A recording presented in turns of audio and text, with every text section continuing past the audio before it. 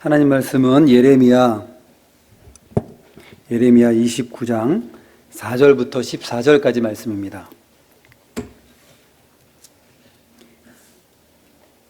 구약 1096쪽, 제가 가진 성경은 1096쪽입니다. 예레미야 29장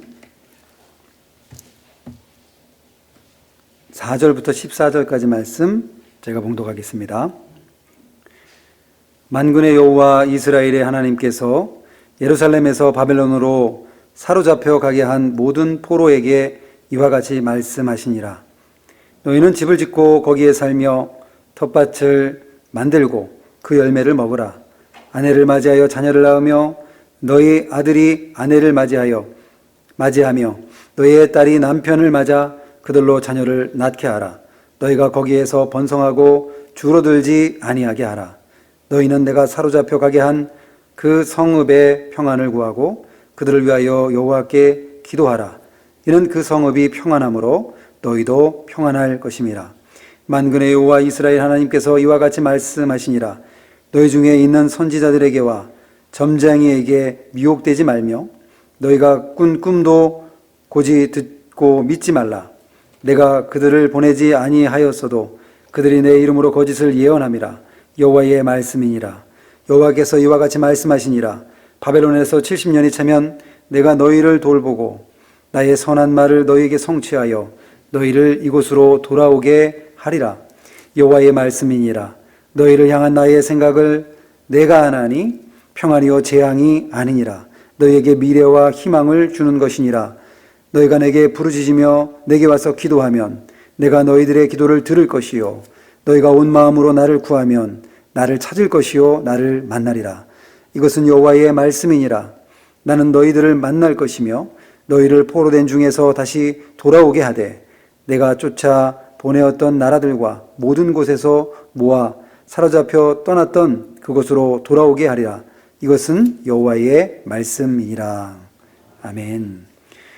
오늘 말씀의 제목은 포로 잡혀간 자들의 할 일, 포로 잡혀간 자들의 할 일입니다. 안타깝게도 우리 역사적으로 봤을 때 남북이 이스라엘이 북이스라엘과 남방 유다로 갈라졌고 그리고 그들의 죄 때문에 결국은 다 망하고 말았습니다. 북이스라엘은 주전 722년에 멸망을 받고 말고 그리고 남유다는 바벨론의 1차 침공, 2차 침공, 3차 침공에 걸쳐서 마지막 3차 침공 때 멸망을 받고 말았습니다. 1차 침공 때 1차 포로를 잡혀갔는데 그때가 605년입니다. 주전 605년. 그때 다니엘이 잡혀가고 그 후로 8년 후에 주전 597년에 에스겔이 잡혀갑니다. 그리고 그때의 여호야긴 왕도 함께 사로잡혀 가고 말았습니다. 그리고 3차 포로 때는 그때는 남유다가 완전히 멸망하는 것입니다. 586년에 주전 586년에 멸망하고 맙니다. 오늘 여기에 배경은 2차 포로까지 잡혀가고 아직 3차 포로 잡혀가지 않았을 때 히드기야 왕이 마지막 왕으로 재위하고 있을 때에 있었던 그러한 일들을 말하고 있습니다. 오늘 말씀을 통해서 포로 잡혀간 자들의 할 일, 그 일이 과연 무엇이었으며 그리고 오늘날 이 말씀을 우리에게 어떻게 적용할 수 있는지 오늘 말씀을 통해서 살펴보고자 합니다. 1절에 보면 선지자 예레미야가 예루살렘에서 이 같은 편지를 느부갓네살이 예루살렘에서 바벨론으로 끌고 간 포로 중 남아있는 장로들과 제사장들과 선지자들과 모든 백성에게 보냈는데 예레미야가 하나님께로부터 받은 말씀을 편지로 써가지고 그것을 지금 포로 잡혀가 있는 바벨론의 땅에 있는 사람들에게 보냈다 그랬습니다. 포로 잡혀간 자들 중에서 남아있는 장로들과 제사장들과 선지자들과 모든 백성에게 보냈는데 남아있는 자들 1차 포로 잡혀가고 2차 포로 잡혀갔지만 그 중에는 죽은 사람도 있었을 것입니다.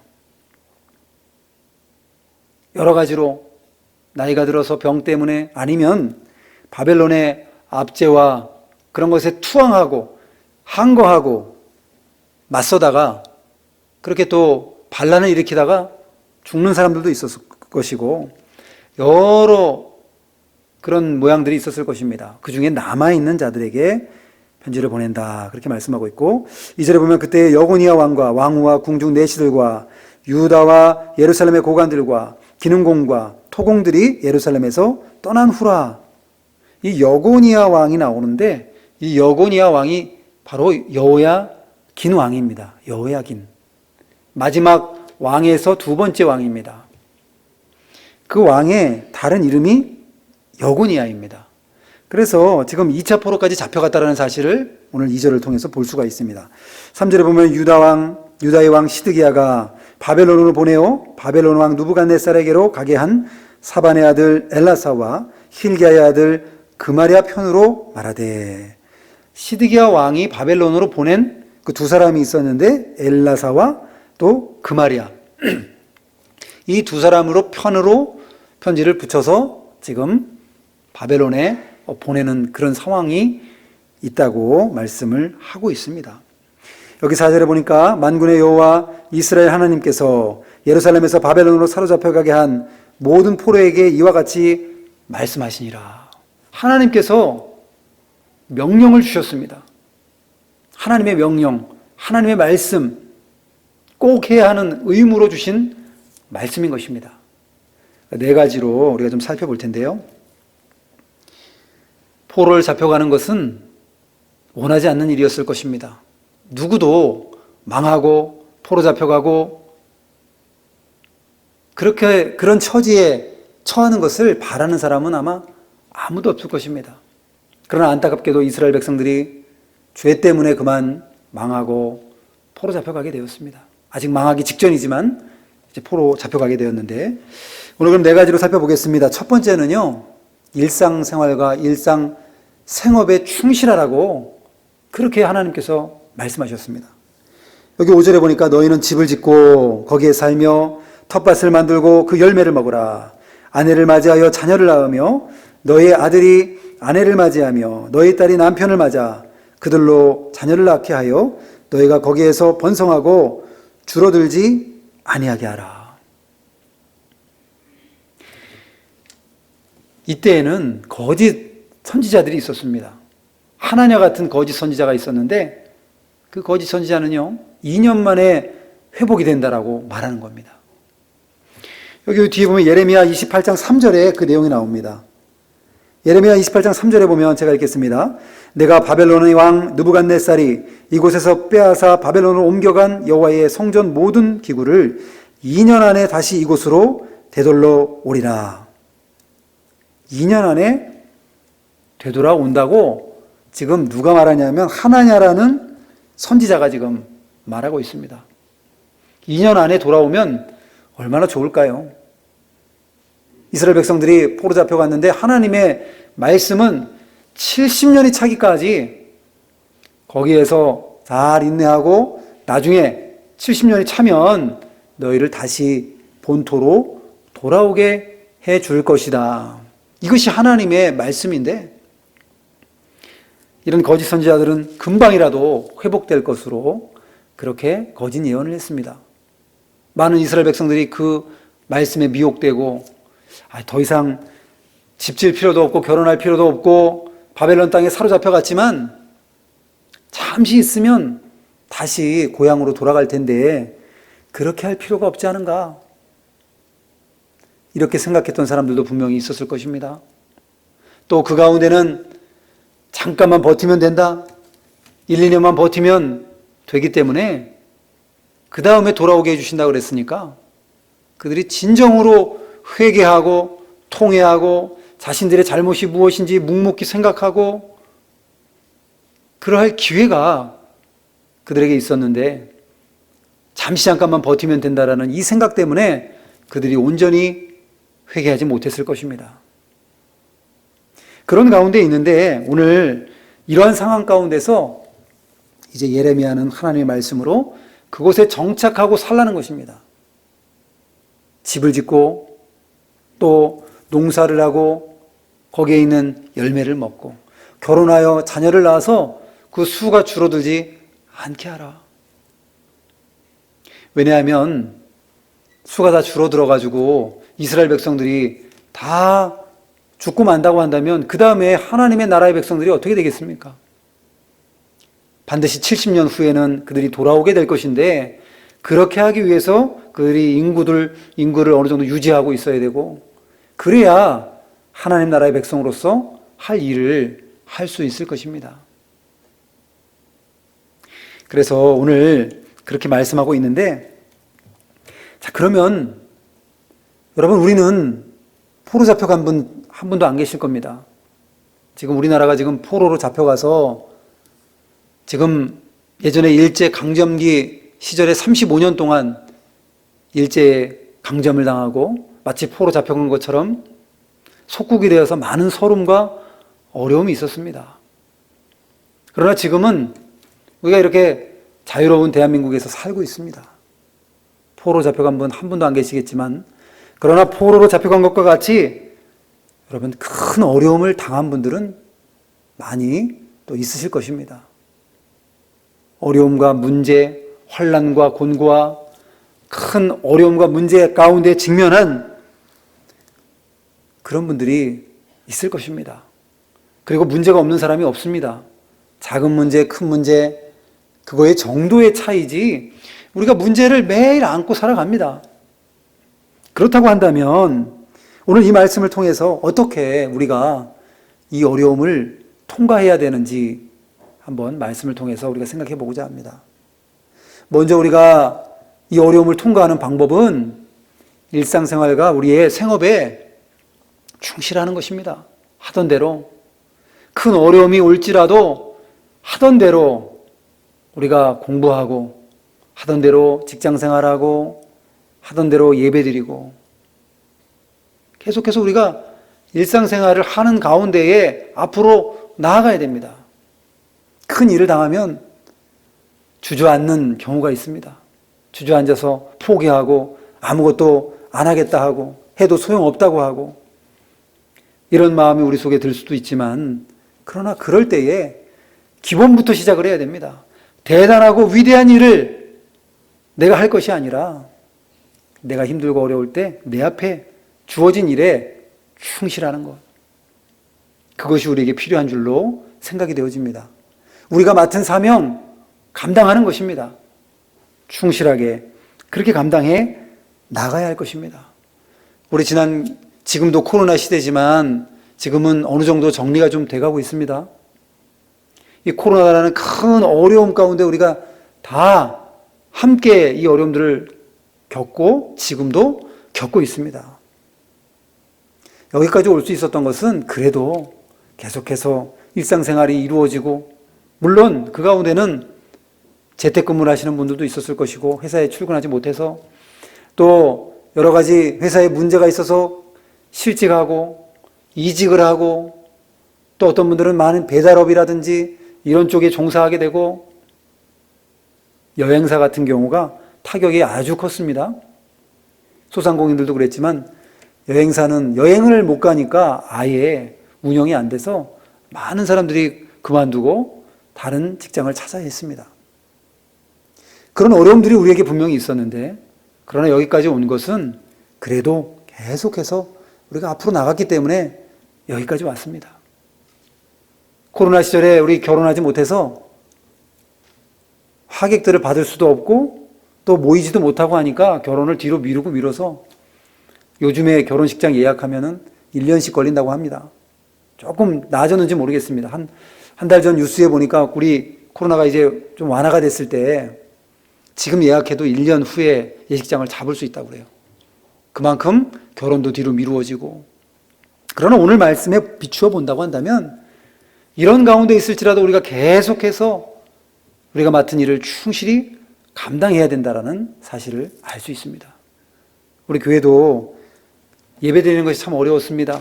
그래서 때로는 대면으로 예배드리지 못했을 때 비대면으로 예배드리고 그럼에도 불구하고 예배는 멈춤 없이 계속해서 예배를 드렸습니다.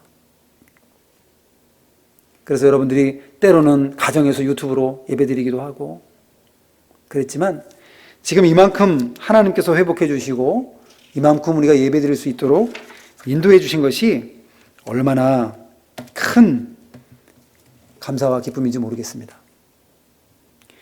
우리가 앞으로도 그렇습니다. 지금은 코로나가 2년 한 반 정도 됐는데 정리가 될 것처럼 보입니다. 그러나 알 수 없습니다.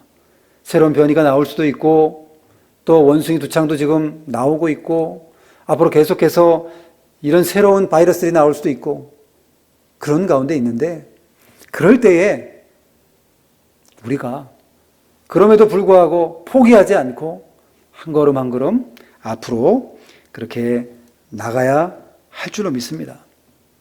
우리가 해야 될 것 대단한 사명, 물론 대단하고 대단한 사명들이 중요하지만 여러분들은 정말 대단한 사명은 뭐냐면 여러분들이 이 자리를 지키고 예배 드리는 것이 대단한 사명입니다. 평상시처럼 예배 드리고 평상시처럼 내가 앉았던 자리에서 자리를 지키고 예배 드리는 것, 거기서부터 시작해야 됩니다.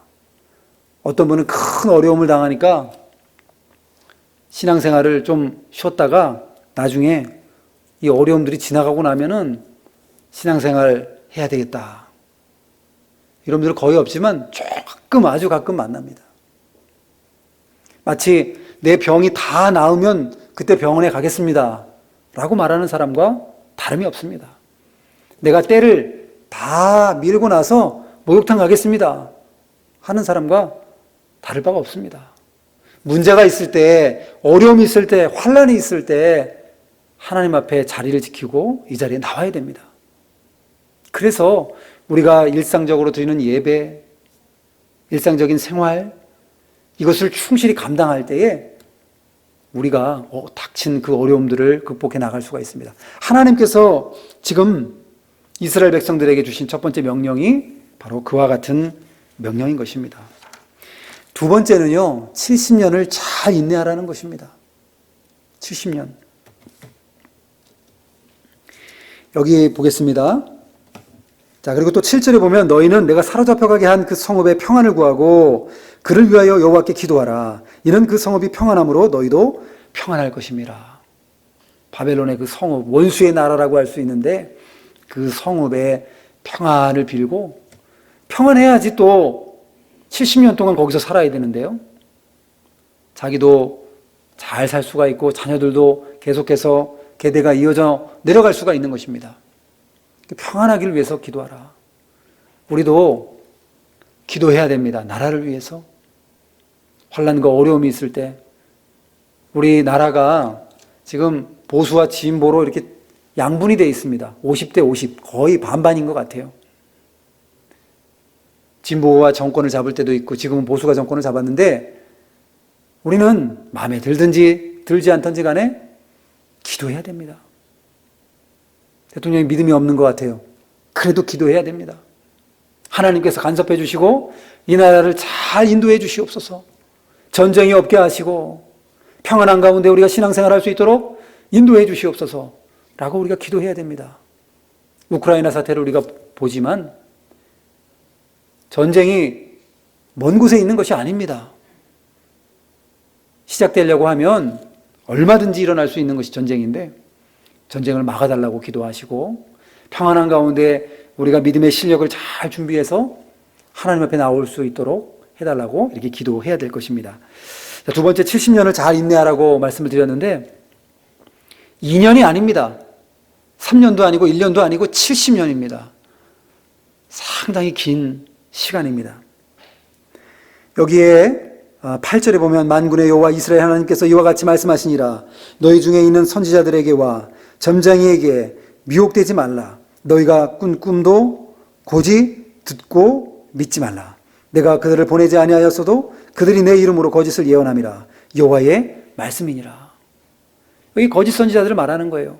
하나냐와 같은 사람, 그리고 29장 하반절에 보면 스마야 같은 사람, 이런 사람들이 계속 미혹하고 잘못된, 자기가 하나님의 말씀을 받았다 하면서 잘못된 정보를 주고 잘못된 말씀을 전했던 그런 사람들에게 미혹되지 말라고 먼저 말씀하고 있습니다. 미혹되지 말고 하나님이 하신 말씀을 그대로 받아들여라 말씀하고 있습니다. 10절에 보면 여호와께서 이와 같이 말씀하시니라. 바벨론에서 70년이 차면 내가 너희를 돌보고 나의 선한 말을 너희에게 성취하여 너희를 이곳으로 돌아오게 하리라. 여러분, 이스라엘 백성들이 이렇게 큰 어려움을 당했는데 장장 70년입니다. 어마어마한 세월인데 자녀를 낳고 또 낳고 1차 포로 잡혀갔을 때까지 따져보면요, 약 150년이 됩니다. 150년 가까이. 그러면 이 긴 시간 동안에 잘 인내하고 묵묵히 하나님을 바라보고 나가야 한다는 것을 말씀하고 있습니다. 그 시간 동안에, 이 70년의 시간 동안에 회개하고 자기 자신의 잘못을 돌이켜보고 왜 포로 잡혀왔는지, 왜 이스라엘 백성들이 망했는지 이것을 살펴보고 대대로 그 자녀들에게 교육시키고, 그래서 결국엔 하나님의 회복의 역사가 일어날 수 있도록 하나님이 인도해 주셨습니다. 70년을 잘 인내해야 되는데 우리도 큰 어려움 당할 때 끝이 보이지 않는 것 같은 어려움을 당할 때가 있습니다. 내일이면 끝이 날까? 한 달 후면 끝이 날까? 1년이면 끝이 날까? 10년이면 끝이 날까? 끝이 날 것처럼 보이는데 끝이 나지 않는 큰 어려움이 계속해서 되어질 때 상당히 어렵습니다. 우리는 부족하기 때문에 낙심할 수 있고 포기하고 싶은 마음이 들 때도 있고 그런 마음이 들 때가 있지만은, 그러나 우리가 연약하기 때문에 그런 것입니다. 그때에 우리가 이 말씀 붙들어야 되겠습니다. 70년이라는 시간, 하나님의 정한 때, 이 때가 지나가야지만 회복시켜 주십니다. 그러나 반드시 끝이 오게 되어 있습니다. 70년이든 7일이든 열흘이든 7달이든 반드시 끝이 오게 되어 있습니다. 내가 되었다, 이만하면 되었다 라고 내가 판단하는 것이 아니라 하나님께서 이만하면 됐다 라고 판단하실, 그렇게 명령하실 그 시간이 차야 된다는 것을 말씀하고 있습니다. 야고보서 1장 12절에 보면요, 시험을 참는 자는 복이 있나니 이는 시련을 견뎌낸 자가 주께서 자기를 사랑하는 자들에게 약속하신 생명의 면류관을 얻을 것이기 때문이다. 그렇게 기록되어 있습니다. 그러나 개역 한글 성경에는요, 우리가 전에 썼던 그 예전 성경을 보면 시험을 참는 자는 복이 있나니 이것에 옳다 인정하심을 받은 후에 주께서 자기를 사랑하는 자들에게 약속하신 생명의 면류관을 얻을 것이기 때문이라.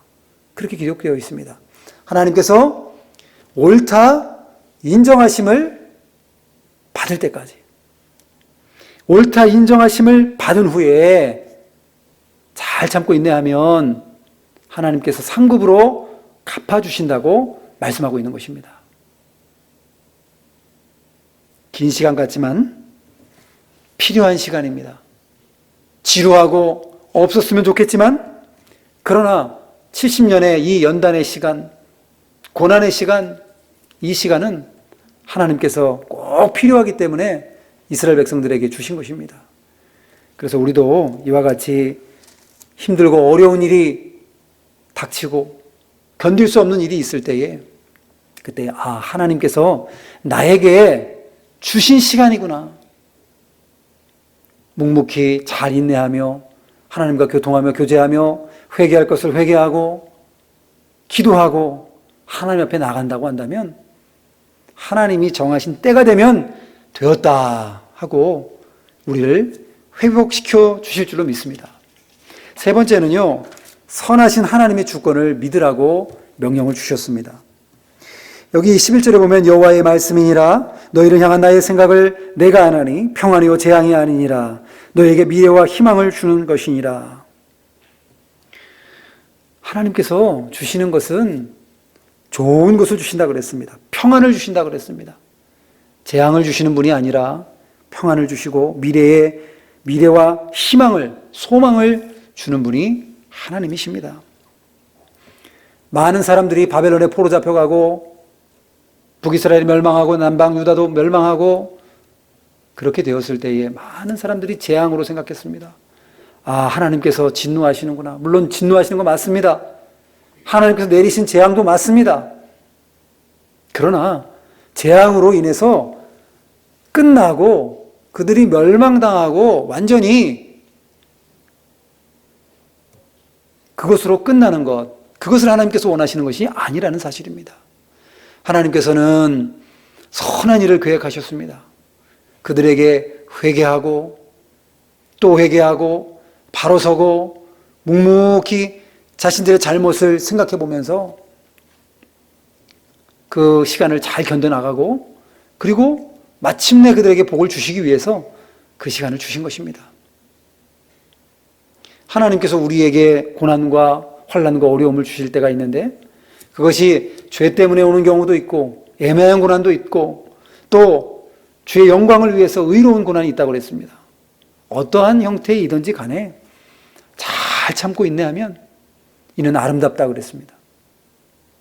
우리가 이런 어려움이 있을 때 하나님에 대한 믿음이 흔들릴 수 있습니다. 하나님 나를 미워하시나?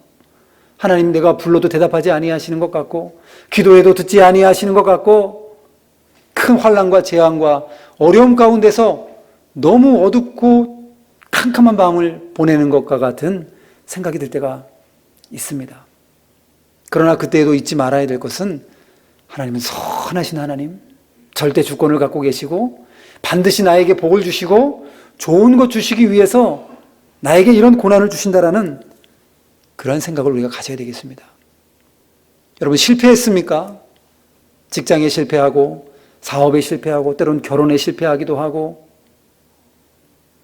대학에 실패하기도 하고 건강에 실패하기도 하고 여러 가지 실패처럼 보이는 실패를 우리가 당하기도 합니다. 그러나 하나님 입장에서 보면 실패가 실패가 아닙니다. 하나님께서는 우리가 실패할지라도 하나님은 성공을 하셔요.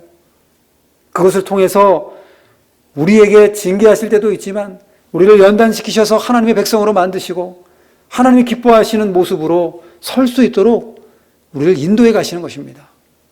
그렇게 생각해 볼 때에 실패는 하나님의 입장에서 보면 실패가 없습니다. 다 성공이시죠? 요셉이 그랬습니다. 요셉이 구렁텅이에 형들에게 빠져서 그만 또 죽게 되고 가까스로 끌어올려서 애굽에 팔아버리고 보디발의 그 또 잘못된 고발에 의해서 모함에 의해서 또 감옥에 가게 됩니다. 이 모든 과정들이 참으로 밑으로 내려가도 끝이 없는 것과 같이 내려가는 내리막길처럼 보입니다. 그러나 하나님께서는 그 방법을 통해서 애굽의 총리로 삼으시고 모든 형제들과 또 부모가 절을 하고 요셉에게 그 꾼 꿈을 성취하기 위한 하나님의 방편이었습니다. 그래서 요셉은 이렇게 고백합니다. 나를 이곳에 보내신 분은 당신들이 아니요 하나님이시라. 하나님께서 우리의 생명을 보존하시기 위해서 당신들보다 앞서서 나를 먼저 보내셨나이다. 그렇게 요셉은 하나님의 주권을 바로 깨달았습니다. 실패할 때도 성공할 때도 우리는 하나님의 주권을 인정해야 되겠습니다. 하나님의 주권을 인정하기가 쉬울 때는 언제냐면요.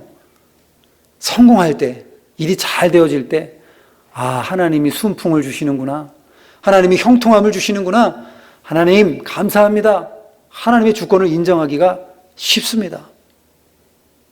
그런데 그와 반대로 일이 되어지지 않고 실패하고 기도해도 응답이 없는 것과 같고 참으로 힘들고 어려울 때에 그때 하나님의 주권을 인정하는 것이 어려울 수 있습니다. 그러나 그때도 잊지 말아야 될 것은 하나님은 선하게 우리를 인도하시고 선하신 하나님의 주권과 섭리가 나와 함께 하신다는 사실을 기억해야 되겠습니다. 하나님의 주권을 인정하면요, 일이 잘 될 때 교만하지 않습니다. 일이 잘 될 때 내가 잘해서 잘 된 거야 라고 착각하지 않습니다. 하나님이 주권적으로 역사하셔서 되어지는 일이라고 생각하면서 하나님께 감사할 수 있습니다. 일이 안 될 때도 보통 사람들은 낭망하고 실망하지만 하나님의 주권을 인정하고 믿음을 지키는 사람들에게는 그때 견디고 인내할 수 있습니다. 아, 하나님이 나에게 허락하신 시험이구나. 하나님이 나에게 주신 고난이구나. 이것을 잘 극복하기만 한다면 뒤에 선물 꾸러미를 준비해 놓으셨을 것이다 라는 믿음을 가지고 나아가는 믿음, 그 믿음이 우리에게 필요한 줄로 믿습니다. 마지막으로는요, 여기 회복을 위해 간절히 기도하라, 그렇게 말씀을 주셨습니다. 여기 12절입니다. 너희가 내게 부르짖으며 내게 와서 기도하면 내가 너희들의 기도를 들을 것이요 너희가 온 마음으로 나를 구하면 나를 찾을 것이요 나를 만나리라. 이것은 여호와의 말씀이니라. 나는 너희들을 만날 것이며 너희를 포로된 중에서 다시 돌아오게 하되 내가 쫓아 보내었던 나라들과 모든 곳에서 모아 사로잡혀 떠났던 그곳으로 돌아오게 하리라. 이것은 여호와의 말씀이니라. 하나님께서 70년이 차면 돌아온다고 말씀을 하셨는데 기도하라고 말씀하십니다. 뭔가 좀 이상합니다. 70년이 되면 포로에서 돌아올 것인데 모든 문제가 해결될 것인데 기도해야 하는가? 기도해야 합니다. 하나님께서 기도하라고 명령을 주셨고 기도하면 놀라운 일이 벌어집니다. 기도하는 자가 누리는 특권이 있습니다. 기도한 자가 누리는 특권은 기도하면 회개하게 됩니다. 회개하지 않고는 기도할 수가 없습니다. 하나님께 가까이 가야 되는데 하나님과 나 사이에 막힌 담이 있고 벽이 있으면 가까이 갈 수가 없습니다. 그 담과 벽이 우리의 죄입니다. 기도하면 회개할 수밖에 없습니다. 하나님, 제가 너무나 부족했습니다. 하나님, 제가 이런 죄를 지었습니다. 기도하면 죄가 생각나게 하시고 하나님 앞으로 갈 수 있도록 인도해 주시는 것이 놀라운 특권입니다. 그리고 또 특권은 귀한 것을 주셨을 때 귀한 것을 받았다라는 것을 깨닫고 하나님께 감사할 수 있습니다. 생각도 없는 사람에게, 요청하지도 않은 사람에게 뭘 툭 주면 뭐 그냥 뭘 줬나 보다. 감동이 없습니다. 그러나 그것을 위해서 계속 기다리고 간청하고 간구하고 구했던 사람이 그 무언가를 받으면은 그 자체가 얼마나 큰 기쁨인지요. 너무나 귀한 것입니다. 자녀를 위해서 기도하고 건강을 위해서 기도하고 우리의 문제를 위해서 기도했는데 하나님께서 그 기도를 들어주시면 그때 하나님께 정말로 감사할 수 있습니다. 하나님, 저의 기도에 응답해 주셔서 감사합니다. 온종일 그 생각만 하고 있는데, 온종일 그 기도 제목만 붙들고 있는데 그 기도가 이루어지면 하나님 앞에 얼마나 감사할 수 있는지, 그게 기도하는 사람의 특권입니다. 기도하지 않는 사람은 귀한 걸 하나님이 주셨는데도 귀한 걸 주셨는지 모릅니다. 70년 포로 잡혀갔다가 해방되었는데도 그냥 그런가 보다, 때가 됐으니까 돌아왔지. 그러나 진정으로 기도한 사람에게 마치 수룹바벨과 예수아와 1차 포로로 귀환한 사람들, 2차 포로로 에스라가 귀환했는데 에스라 같은 사람들, 3차 포로 귀환한 느헤미야 같은 사람들, 얼마나 눈물로 기도했습니까? 그리고 그 기도가 응답되니까 하나님께 무한 감사하는 마음으로 영광을 돌리게 되었습니다. 기도하는 사람이 누리는 특권이 참 놀라운 특권입니다. 그리고 기도하면 하나님이 응답해 주시지만 내 자신이 변한다라는 게 이게 놀라운 축복입니다. 기도하면 내가 변합니다. 내가 당장 내가 뭘 받고 기도가 응답되고 뭐 그런 것도 큰 은혜이지만 내가 변합니다.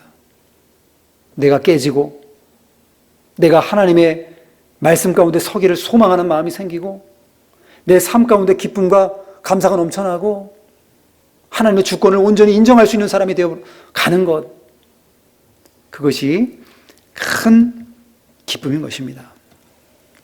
스데반 집사님이 하나님을 만나니까 그것도 보좌 우편에 지켜보고 계신 예수님을 다 바라봤습니다. 하나님이 눈을 열어주셔가지고 영적인 세계를 다 보여주시니까 돌에 맞으면서도 성령의 충만한 모습으로 불평하지 않고 천사와 같이 그런 모습으로 죽어갑니다.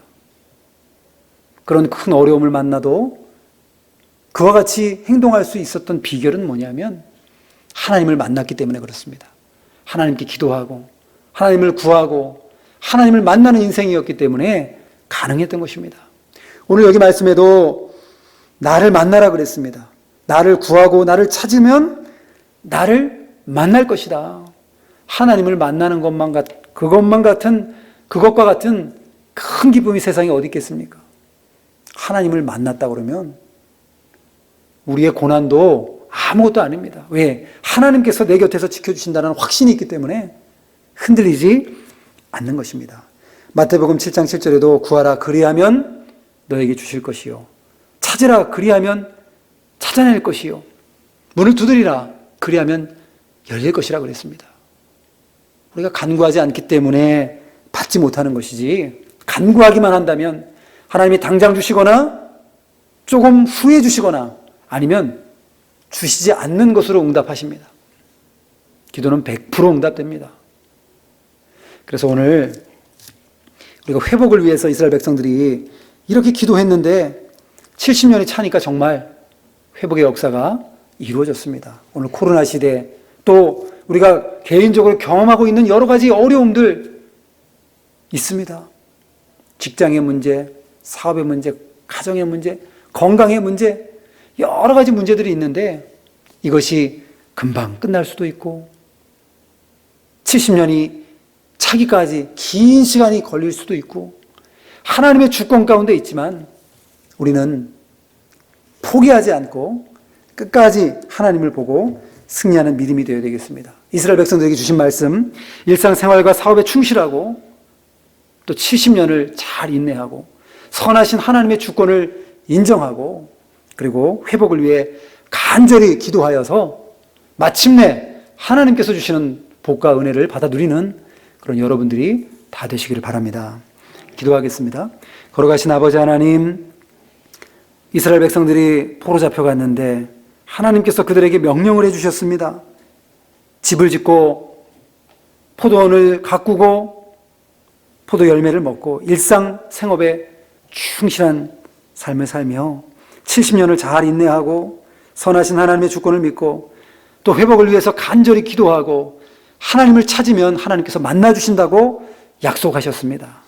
이와 같이 우리도 큰 어려움을 당할 때 하나님 붙들고 나아가서 승리하는 믿음이 될 수 있도록 도와주시고 마침내 하나님의 선하신 뜻 가운데에 회복되어지는 역사를 경험할 수 있도록 은혜를 내리어 주시옵소서. 감사를 드리오며 예수님의 이름으로 기도하옵나이다. 아멘.